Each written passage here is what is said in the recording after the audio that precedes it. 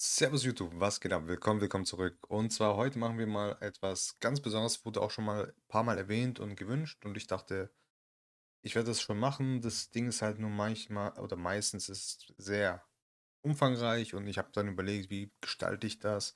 Und habe mir jetzt überlegt, dass ich das einfach in mehreren Teilen mache, um einfach das Video nicht viel zu groß mache, damit es den Rahmen nicht sprengt. Und zwar geht es halt, wie im Titel wahrscheinlich schon steht, geht es um einen Guide um die Bauteile per se. Also, welche Bauteile sind gut, welche Bauteile kann man für was benutzen und so weiter und so fort. Und ihr wisst, ich habe ja letztes Mal das eine Video gemacht, wo wir von dem Event gesprochen hatten und da hatte ich ja nur schon 4 Bauteile besprochen gehabt und das hat schon den Rahmen gesprengt. Das hat schon so viel Zeit in Anspruch genommen und ich bin nicht sehr darauf eingegangen. Deswegen wollte ich heute mal mit den Wasserbauteilen anfangen und euch ein bisschen erklären, was man mit dem was von denen an sich gut ist und für welche Elements man sie gebrauchen kann. Und wir schauen einfach mal, wie lange das Video dauert und je nachdem gucken wir mal, wie weit wir kommen werden. Aber ich denke, wir werden das in Wasser, Feuer, Baum, Licht und Dunkel einfach unterteilen und werden einfach zu jedem Part ein Video machen. So, und zwar fangen wir mit den Wasserbauteilen an.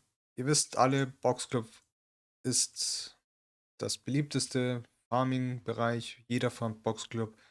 Es hat auch einen bestimmten Grund. Also es ist einfach das beste Dungeon oder der beste Dungeon in dem Fall. Klar, Todeslabor auch ziemlich gut, unsterblich, korrupt und Co. oder heilen. Bei Underground Vegas Schock, Reflektieren, Glaube, auch alles gut dabei, auch hier und hier auch. Aber ich sag mal so, für PvE ist es deutlich am wichtigsten, erstmal diese Bauteile zu farmen. Und deswegen fangen wir jetzt einfach mal an. Ich erkläre einfach mal, also ich meine, über Macht braucht man gerade nicht viel zu erzählen. Es spricht ja schon für sich selber. Erhöht den Angriff um 20%. Ist für jeden Damage-Dealer extrem gut. Einfach 20% mehr Attack. Das sind, wenn man 3 Stück davon hat auf einem Element, hat man einfach quasi schon ein Hauptset 60% zusätzlich drauf. Was halt nicht wenig ist. Wenn man halt guckt, dass man die Machtbauteile schön mit Crit Rate, Crit Damage, Attack und dann halt noch Speed noch zusätzlich noch mit dazu oder Accuracy oder HP. HP ist auch sehr wichtig bei Damage-Dealern, weil viele sind dann zu squishy und sterben zu schnell. Deswegen ein bisschen HP mit dazu wäre nicht verkehrt.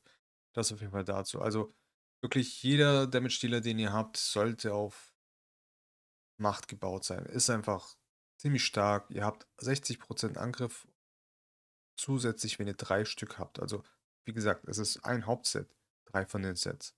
Klar, in den meisten Fällen spielt man die meistens immer mit zwei, zweimal Macht und einmal tödlich oder einmal Macht und zweimal tödlich, je nachdem wie die Subsets sind und man auf die Crit Rate kommt. Meistens ist es ja auch so, dass man schauen muss, wo spielt man sie, braucht man 100% Crit Rate. In den meisten Fällen sollte man 100% Crit Rate anpeilen, aber nicht den Verlust von Crit Damage oder Attack. Und da sollte man halt auf jeden Fall sicherlich drauf schauen. Also wie gesagt, behaltet Hauptsets wie Attack Prozent. Also auf 2, 4, 6 behalten. Crit Damage, Crit Rate könnt ihr behalten. Also Crit Rate ist nicht so oft, also wird nicht oft benutzt. Vielleicht für den einen oder anderen okay. Vielleicht bei Supportern kann man auf dem 4. Slot Crit Rate benutzen, aber Supporter brauchen keine Machtbauteile, deswegen ist es eher schwieriger, da überhaupt zu sagen, bräuchte man Crit Rate. Kann man nehmen, ein oder zwei gute Bauteile in Crit Rate zu haben, ist nicht verkehrt, aber mehr braucht ihr nicht auf jeden Fall auf Slot 4. Slot 4 ist wichtig wirklich Crit Damage und Attack. Attack braucht ihr für eure Bomber. Ihr solltet gucken, dass ihr Machtbauteile mit sehr hohem ATK habt, einfach nur um die Bomber so gut auszurüsten, dass sie sehr viel Attack haben. Oder zumindest auch hier die Baumleseratte, Feuerleseratte, tut mir leid. Feuerleseratte. Braucht sehr viel Attack im Vergleich oder in Kombination mit dem Feuersphärenweiser, glaube ich, heißt auf Deutsch. Also ziemlich sehr, sehr stark. Also achtet bitte auf die Sets von Attack, Crit Rate, Crit Damage, was halt ein DD braucht. Speed, LP sind eigentlich so die wichtigsten Stats, die ihr auf den Bauteilen suchen werdet. So, das nächste Schlagen. Schlagen ist einfach CC. Damit könnt ihr immer CC schlagen. Bauteile würde ich empfehlen auf AOE Damage Dealer oder AOE Supporter, Strippern und so weiter. Könnt ihr auf jeden Fall sehr, sehr gut benutzen. gewährt euch 20% Chance bei einem Angriff, das Ziel für eine Runde zu betäuben. Ist halt ziemlich nice für ähm, Multi-Hittern. Auch wenn die Chance, hier steht es ja, die Betäubungschance verringert sich um 50% pro Treffer bei einem Mehrfachangriff. Auch wenn die Chance runtergeht, es ist trotzdem eine Chance da, beim Multi-Angriffen immer noch zu hitten, was ziemlich nice ist. Deswegen unterschätzt das nicht. Bei Multi-Hittern im Bereich ist AOE-Damage, also Multi-Hitter AOE, sowohl als auch Supporter, könnt ihr auf jeden Fall damit ausstatten. Es ist ziemlich nice. Würde ich mal wärmstens empfehlen. Wichtig sind natürlich solche Subsets wie Accuracy, Speed, Crit Rate, LP. Je nachdem, was ihr halt habt. Wenn es ein Damage Dealer ist, den ihr auf Betäubung spielt, dann natürlich auch Attack und Crit Damage. Wenn es ein Support Unit ist, dann meistens halt natürlich Accuracy, Crit Rate, LP, Speed. Das sind so die Stats, die ihr sucht. Auf 4 und 6 würde ich halt gucken. Da könnt ihr LP nehmen, ihr könnt Attack nehmen, ihr könnt alles Mögliche nehmen, solange Speed und Accuracy drauf ist. Bei Supportern sowieso, bei Damage Dealer natürlich guckt ihr auf Crit Damage und Co. Definitiv auf sowas schauen. Sehr, sehr wichtig. Ansonsten, klar, Resistance sind nicht die Sachen, die ihr auf den unbedingt haben möchtet. Da müsst ihr gucken, dass ihr vielleicht weniger Resistance habt. Glück könnt ihr natürlich drauf haben. Ist auch nicht verkehrt. Wenn ihr sie für PvE-Dungeons benutzt, dann ist ja nicht verkehrt, Glück mit dabei zu haben. Nur als Info. Deswegen könnt ihr auch natürlich auf Slot 2 gucken, dass ihr vielleicht Glück mitnimmt. Falls ihr den im Dungeon braucht, vor allem bei Macht. Ähm, Ich glaube, über schnell brauche ich nicht sehr viel zu erzählen. Ich glaube, da weiß jeder Bescheid. Es ist einfach das schnellste Set. Das will man auf seinem Speed-Buffer haben. Ob es jetzt eine Dodo-Reiterin ist oder ob es der Kürbis ist oder sonst wer. Ihr wollt immer Speed. Speed, Speed, Speed. Bedeutet, ihr sucht euch natürlich auf dem zweiten Slot immer Speed raus. Also Mains jetzt auf Slot 2 Speed. Natürlich könnt ihr auch Attack nehmen. Also ich bin auch einer, ich spiele auch natürlich Damage-Dealer auf Speed-Bauteilen, weil es gibt auch Damage-Dealer, die mit Speed skalieren. Das heißt, wenn ihr dann Schnellbauteile habt, die mit Crit Rate, Crit Damage, Attack und so ausgestattet sind, sind es nicht verkehrt. Das sind 20 Geschwindigkeit auf einem Bonus-Stat, den ihr mit reinpacken könnt. Außer natürlich, ihr habt Machtbauteile mit sehr viel Speed. Dann ist natürlich was anderes. Dann braucht ihr das nicht unbedingt. Aber es ist nie verkehrt, auch Damage-Bauteile auf Schnellbauteile zu suchen. Geht völlig fein. Aber ansonsten, da könnt ihr auch auf Flat-Bauteile gehen. Also Slot 4 und 6 kann von mir aus auch HP plus, Attack plus, Death plus sein, solange es mindestens Legendary-Bauteile sind und ihr die hochmacht. Und da ist es dann auch egal, ob es nur 4-Star-Bauteile sind, weil euch sind die Hauptstats in dem Fall ja eher unwichtig. Weil ihr wollt ja zum Beispiel für PvP, für Gildenkampf einfach als Erster drankommen.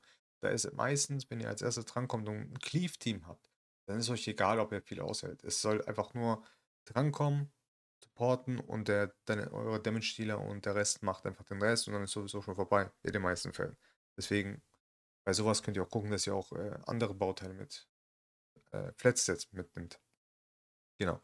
Ansonsten kommen wir zum nächsten, Rache. Rache ist auch ein sehr, sehr cooles Bauteilset. Wie gesagt, gewährt euch 15%ige Chance auf einen Gegenangriff bei Angriffen, hatte ich auch, glaube ich, im letzten Video schon mal erwähnt. Ähm, mit den Healern und so weiter. Man kann sie auf Passiv-Healer benutzen, die zum Beispiel hier die Kriegskrankenschwester. Rachebauteile sind sehr, sehr gut auf diesen Kriegskrankenschwestern. Warum? Weil sie auf dem ersten Skill immer ein Heal haben. Bedeutet, Rachebauteile benutzt ihr für Elemons, die auf dem ersten Skill etwas Besonderes haben oder auch eine Passive haben, sodass, sobald sie angreifen, irgendwas passiert. So wie bei den Kriegskrankenschwestern, dass wenn sie angreifen, die direkt einfach die anderen heilen. Was halt sehr, sehr gut ist, dass sie einfach passiv geheilt werden durch einen Gegenangriff. Und je mehr Rachebauteile ihr natürlich habt, desto höher wird die Chance. Ne? Also bei 2 habt ihr 15%, bei 4 Bauteilen habt ihr dann 30 und bei 6 habt ihr dann 45. Also auch sehr, sehr gut. Und bei Rache könnt ihr gucken. Also da gibt es kein spezielles das und das und das. Es kann sowohl ein Supporter sein, es kann auch ein Damage-Dealer sein. Also zum Beispiel könnt ihr den Chirurgen in Feuer, der kann ja Unbewusstheit casten auf dem ersten Skill oder auch auf dem zweiten, weil es halt seine Passive ist. Könnt ihr auch damit ausstatten. Das ist ein Damage-Dealer. Crit Rate, Crit Damage, Attack, Speed, LP könnt ihr auch draufpacken. Aber ihr könnt es auch als Supporter benutzen mit Resistance, mit Crit Rate, mit LP, mit Speed. Es ist euch komplett völlig egal, selbst überlassen, wie ihr diese Bauteile farmen wollt. Es kommt immer drauf an, also wirklich, der erste Tipp, den ich euch auf jeden Fall immer mitgeben möchte, ist, denkt nicht drüber nach, was hat dieses Bauteil, sondern wem kann ich dieses Bauteil geben? Geht einfach durch. Welches Bauteil oder dieses Bauteil, was ihr dann bekommt, kann ich das jemandem geben von meinem Element? So müsst ihr drüber nachdenken. Wenn ihr dann sagt, ah, okay, da ist jetzt zum Beispiel als Hauptstat auf dem zweiten Slot HP. Okay, HP Prozent, Hauptstat mit den Unterwerten Resistance, Speed, Verteidigung, Crit Rate zum Beispiel. Das ist eigentlich jetzt das perfekteste Beispiel, aber das behält wahrscheinlich jeder. Aber ihr sollt da nicht gucken, oh, die Stats sind gut, sondern wer kann das benutzen? Und in den meisten Fällen fällt euch mindestens zwei, drei Elements ein, die das benutzen könnten. Und so geht ihr eure Bauteile eher durch. Natürlich, wenn ihr dann sowas wie High Speed habt oder sonst was oder gute Stats habt, behaltet ihr an natürlich, auch wenn ihr keine Ahnung habt, wem ihr das geben solltet.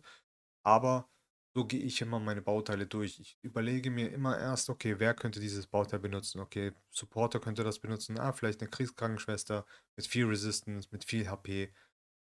Crit Rate bisschen noch zusätzlich Schaden, was halt noch, ne, ist ja auch nicht verkehrt. Und so geht ihr halt durch, alles durch. Ähm, genau, und das auf jeden Fall würde ich das euch so empfehlen. So, als nächstes gehen wir auf tödlich. Tödlich, ja, wir haben es ja vorher schon gesprochen, Macht, Bauteile, tödlich.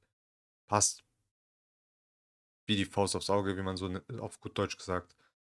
Tödlich Bauteile geben euch Trefferchance von 12%, was bedeutet, ihr wollt es natürlich auf euren Damage-Dealern haben. Man kann natürlich jedes Bauteil noch als Flat-Set mit reinpacken. Bedeutet einfach nur mit reinpacken, weil man die Substats gut sind. Könnt ihr natürlich auch immer machen. Es kommt halt immer auch drauf an, wie gut euer Account ist. Wenn ihr einen guten, vollen Account mit Bauteilen habt, braucht ihr weniger Flat-Bauteil-Sets, die ihr auf irgendwelche Demos macht, weil ihr habt dann meistens schon die Sets, die ihr braucht, mit guten Stats und dann wollt ihr keine unnötigen Bauteile draufpacken, die keine Set-Bonis euch geben.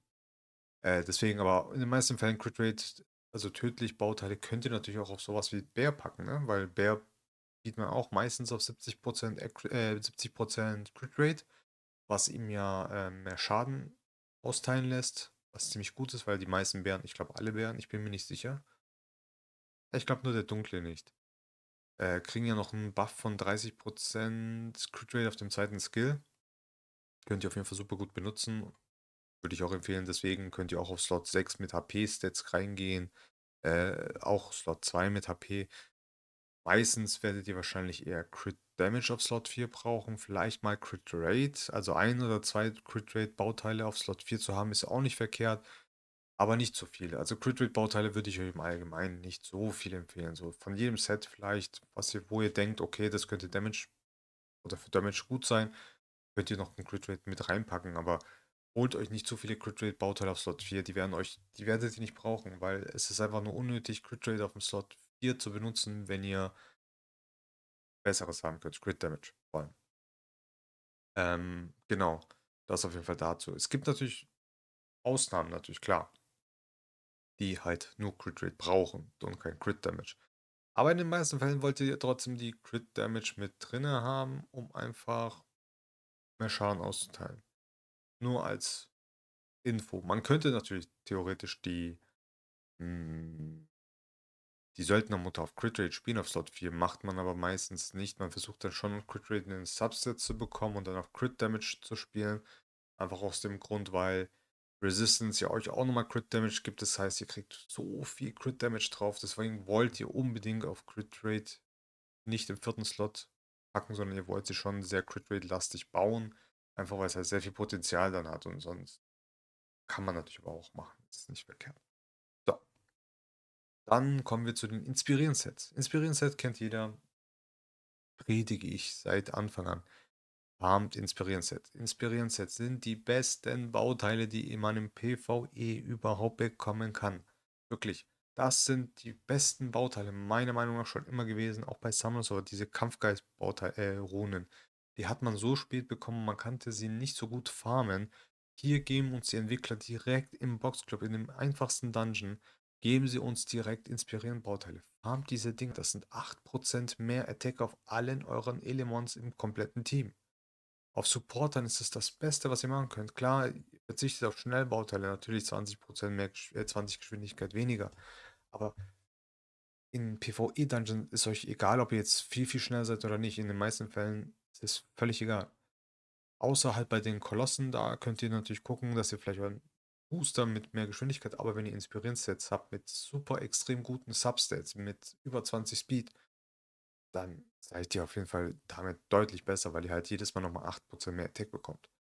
Ähm, Wenn man überlegt, wenn man mindestens 10 Sets dabei hat, sind es 80% mehr Attack.